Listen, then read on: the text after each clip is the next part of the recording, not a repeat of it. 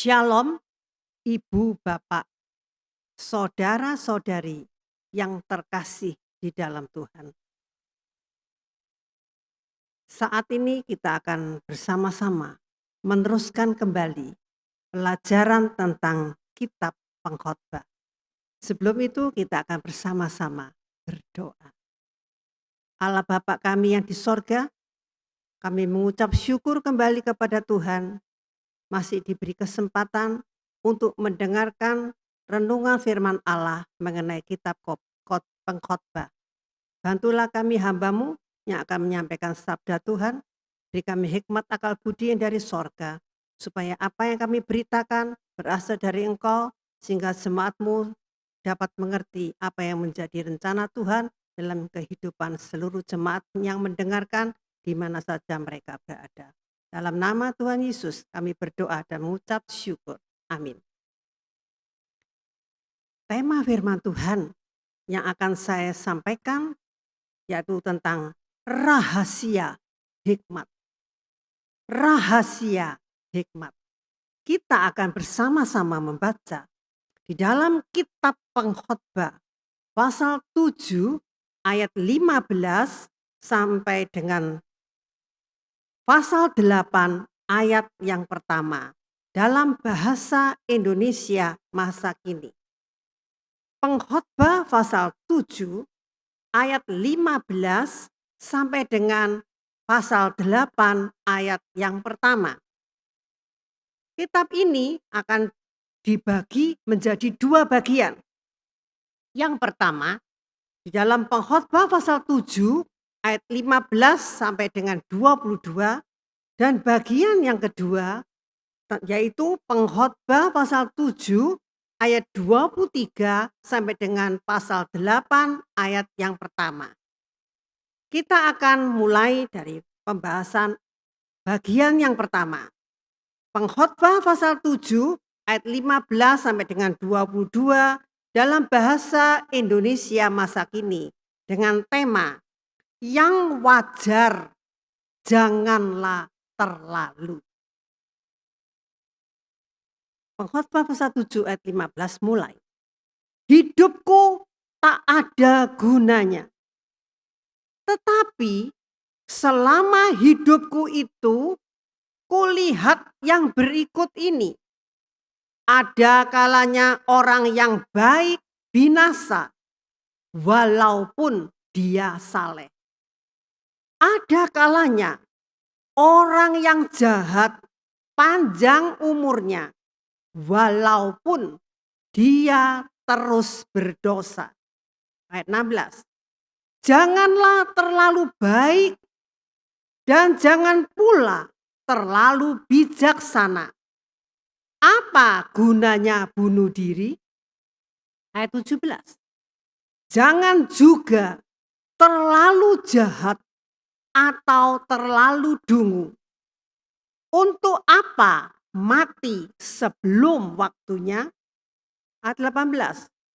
Hindarilah kedua-duanya tadi. Jika kita takut kepada Allah, pastilah kita berhasil baik. Ayat 19. Hikmat membuat pemiliknya lebih perkasa daripada 10 penguasa di sebuah kota. Ayat 20. Di bumi ini tak ada orang yang sempurna. Tak ada yang selalu berbuat baik dan tak pernah berdosa. Ayat 21. Jangan suka mendengarkan omongan-omongan. Siapa tahu kau sedang dikutuk seorang pelayan. Ayat 22. Engkau sendiri pun menyadari bahwa orang lain pernah juga kau kutuki. Amin. Berbahagialah orang yang mendengar firman Tuhan, merenungkan dan melakukan dalam hidupnya sehari-hari. Persoalan yang setiap kali dipertanyakan manusia sepanjang zaman. Mengapa kemalangan atau malapetaka juga menimpa orang baik. Sedangkan di sisi lain, orang berbuat jahat hidupnya tenang, makmur, dan senang. Di dalam ayat 15 dan 20 dikatakan, hal semacam ini hanya sementara saja. Kalau kita baca di dalam kitab Mazmur pasal 73, pemazmur cemburu kepada orang yang jahat, yang tidak pernah sakit. Namun pada akhirnya orang fasik yang makmur dan hidup lama itu akan binasa di dalam kekekalan. Di dalam ayat 16 dan 17 dikatakan orang tidak perlu terlalu saleh atau terlalu pandai dalam pandangannya mereka sendiri. Karena akan mengakibatkan kesombongan. Juga orang tidak perlu pura-pura terlalu pandai atau lebih saleh karena akan berakibat buruk. Kata Amsal pasal 16 ayat 18. Hidup perlu dijalani dengan realistis. Jauhilah yang jahat dan lakukanlah yang baik. Tetapi jangan menganggap diri ini terlalu sempurna. Jauhilah kebodohan dan bertindaklah bijaksana. Tetapi jangan merasa lebih bijak daripada keadaan yang sebenarnya. Pengkhotbah ingin mengingatkan kepada kita karena semua ini sia-sia. Maka berbuatlah sebaik-baiknya selama masih ada waktu. Kita diberi nafas kehidupan, menghirup udara di muka bumi. Nikmatilah hidupmu selagi masih ada kesempatan. Jadi, pada akhirnya hanya manusia yang takut akan Allah yang akan dibebaskan dari kedua ekstrem ini di dalam ayat 18. Itulah yang melindungi umat Allah dari perbuatan yang berlebihan, yang dapat membawa kita kepada dosa kesombongan. Jadilah orang yang berhikmat. Dan hikmat sejati hanya bisa didapatkan kalau manusia itu takut kepada Tuhan. Banyak orang menilai dirinya lebih suci dan lebih bijaksana dari orang lain. Namun tidak sedikit pula orang yang merasa dirinya berdosa atas kejahatannya hingga merasa tak layak disebut anak Allah. Bagi pengkhotbah, semua orang yang berhikmat pasti mampu menjalani hidupnya dengan baik. Sehingga tidak mudah merasa putus asa jika menghadapi persoalan, masalah di dalam hidup ini. Kita akan melihat contoh, yaitu siapa? Raja Salomo. Kalau ibu bapak saudara-saudari baca di dalam kitab 1 Raja-Raja pasal 4 ayat 29 sampai dengan 34. Raja Salomo menggubah 3.000 amsal dan 1.005 nyanyian. Di dalam 1 Raja-Raja pasal 3 ayat 16 sampai dengan 28 Ketika Raja Salomo diperhadapkan suatu permasalahan, yaitu ketika ada dua orang perempuan sundal yang bertengkar. Mereka saling menuduh bahwa temannya menindih bayinya sendiri hingga mati. Dan kemudian menukarnya dengan bayinya yang masih hidup. Raja Salomo bisa memecahkan persoalan yang sangat sulit sekalipun. Karena dia dipenuhi hikmat dari Allah.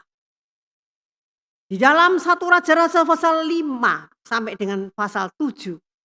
Dengan hikmatnya Salomo bisa membangun bait Allah dan istana Salomo.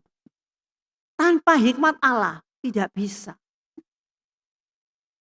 Tuhan Yesus pun dalam perjanjian baru bertanya jawab dengan guru-guru agama di bait Allah di Yerusalem pada hari yang Paskah.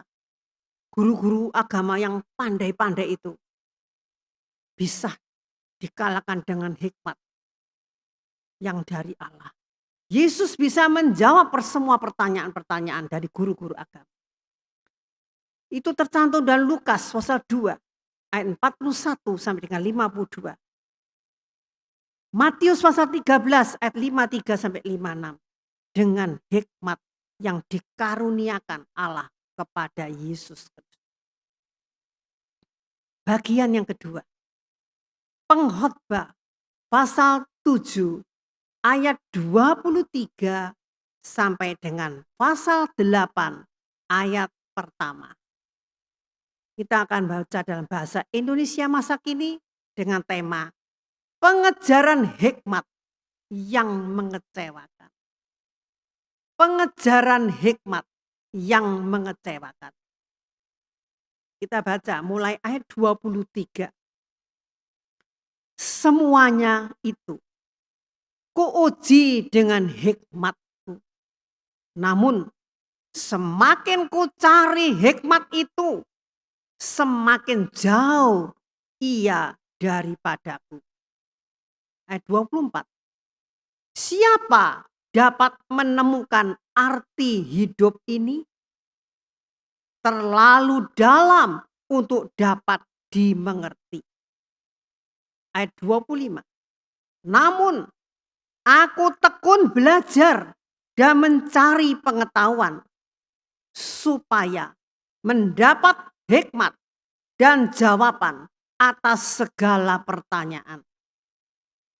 Aku mencoba mengerti bahwa dosa itu kebodohan dan kejahatan adalah kenekatan. Ayat 26. Aku mendapati bahwa wanita lebih pahit daripada maut. Cinta wanita seperti jala dan perangkap yang siap menangkap mangsanya. Pelukannya seperti belenggu yang mengikat erat. Orang yang melakukan kehendak Allah terhindar dari jeratnya. Tapi orang berdosa pasti akan ditawannya. Ayat 27. Lihat, kata sang pemikir, semua itu kutemukan. Ketika langkah demi langkah ku cari jawaban. Ayat 28. Masih juga aku mencari jawaban-jawaban lain, namun tidak berhasil. Di antara 1.000 orang, kudapati seorang laki-laki yang kuhormati. Tetapi di antara mereka tak ada wanita yang dapat kuhargai. Ayat 29. Hanya inilah yang kudapat. Allah membuat kita sederhana dan biasa. Tetapi kita sendirilah yang membuat diri kita rumit dan berbelit-belit. Pasal 8 ayat pertama. Alangkah senangnya orang bijaksana. Ia tahu jawaban atas segala perkara. Hikmat membuat dia tersenyum gembira, sehingga wajahnya cerah senantiasa. Kohelet memeriksa dan menyelidiki rahasia kehidupan. Namun, setelah menjelajahi negeri-negeri asing dan mengalami banyak hal dalam kehidupan ini, maka ia menyimpulkan tidak mendapat jawaban. Hidup ini suatu misteri. Setelah gagal mencari apa yang paling berhikmat, ia mencoba bertanya tentang apa yang paling bodoh atau yang paling jahat. Di dalam Pengkhotbah pasal 7 ayat 25, namun aku tekun belajar dan mencari pengetahuan, supaya mendapat hikmat dan jawaban atas segala pertanyaan. Aku mencoba mengerti bahwa dosa itu kebodohan dan kejahatan adalah kenekatan. Banyak orang memandang remeh dosa-dosa yang mereka perbuat dengan sengaja. Dan itulah kebodohan mereka. Dosa itu dikatakan pahit, mendukakan, membebani, dan menyiksa hati. Di dalam ayat 26, perempuan jalang adalah perempuan yang menggoda laki-laki untuk melakukan perzinahan. Namun, perempuan di sini bisa juga menggambarkan segala sesuatu yang mencobai manusia untuk tidak menaati Allah. Ketidaksetiaan kepada hukum Tuhan seperti seorang perempuan jalang yang harus dihindari. Orang yang berusaha mendapatkan hikmat dengan usaha dan kekuatannya sendiri tidak akan menemukan jawaban. Halangan datang dari perempuan yang menggambarkan godaan untuk berbuat dosa. Namun, orang yang takut dan taat kepada Allah akan mendapatkan hikmat dan menemukan rahasia hidup. Kitab Ayub pasal 28 ayat 23 dalam Bimka dikatakan, hanya Allah tahu tempat hikmat berada. Hanya Dia mengetahui jalan ke sana. Ayub pasal 28 ayat 28, Allah berkata kepada manusia, untuk mendapatkan hikmat, Allah harus kamu hormati. Untuk dapat mengerti kejahatan, harus kamu jauhi. Pengkhotbah pasal 8 ayat 1 tadi dikatakan, alangkah senangnya orang yang bijaksana. Hanya orang yang bijaksana saja tahu jawaban atas segala perkara. Hikmat yang dimiliki akan membuat dia tersenyum gembira, sehingga wajahnya cerah senantiasa. Orang yang berhikmat akan menampakkan pada orang lain mengenai hikmatnya, sebab terpancar pada wajahnya yang cerah, dan Allah memberikan kasih karunia. Maka berarti Allah berkenan kepada manusia tersebut dan akan berbuat baik kepada orang lain. Yang menjadi perenungannya, hiduplah sewajarnya. Jangan terlalu ekstrim menganggap diri lebih suci dari orang lain, menganggap diri lebih sempurna dari orang lain, atau sebaliknya, terlalu merendahkan diri, menganggap diri terlalu bodoh. Kita perlu hikmat dari Tuhan untuk menjalani kehidupan ini agar kita tidak tergoda untuk berbuat jahat. Dengan hikmat dari Tuhan, kita ini tidak mudah putus asa dalam menghadapi masalah dalam hidup ini. Kita akan tetap tegar. Selama kita masih hidup di muka bumi, masalah demi masalah, persoalan demi persoalan yang kita hadapi dalam rumah tangga kita, dalam pekerjaan kita, dalam bisnis kita, sakit penyakit, pribadi maupun keluarga kita, ada saja tantangan di dalam menjalani hidup ini.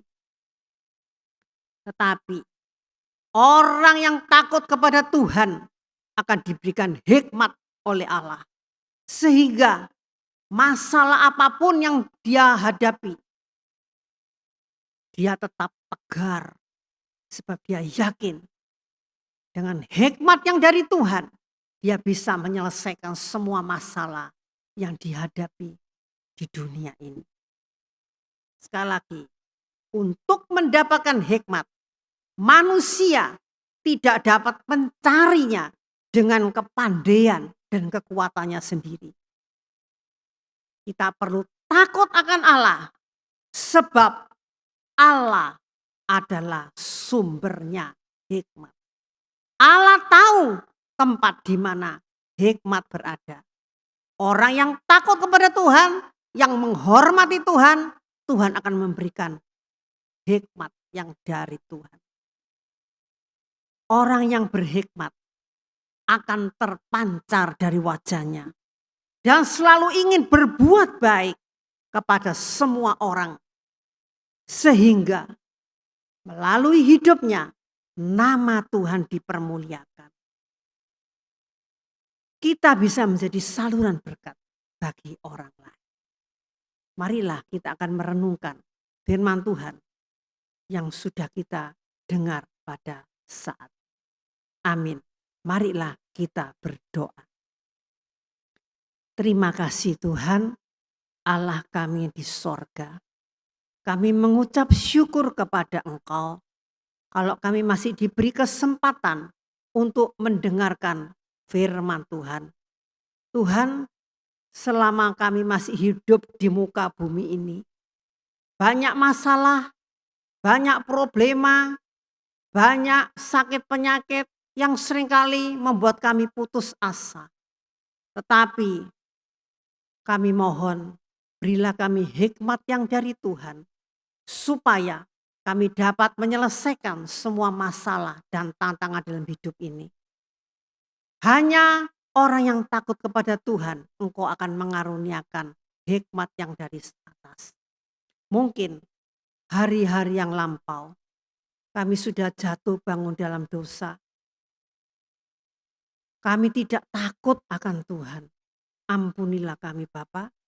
Setelah kami mendengar firman ini, kami mau belajar melakukan dalam hidup kami sehari-hari. Kami mau menghormati Tuhan. Kami mau belajar takut akan Tuhan. Mau menjalankan firman Tuhan. Supaya Tuhan mengaruniakan kepada kami hikmat yang dari sorga. Hikmat tidak dapat kami cari dengan kepandaian kami dan kekuatan kami. Hanya dengan takut kepada Tuhan. Bantulah kami Roh Kudus, sehingga kami dapat menjalani kehidupan ini dengan pertolongan dan hikmat yang dari Tuhan. Berkatilah seluruh jemaat-Mu yang mendengarkan di mana saja berada. Dalam nama Tuhan Yesus kami berdoa dan mengucap syukur. Amin.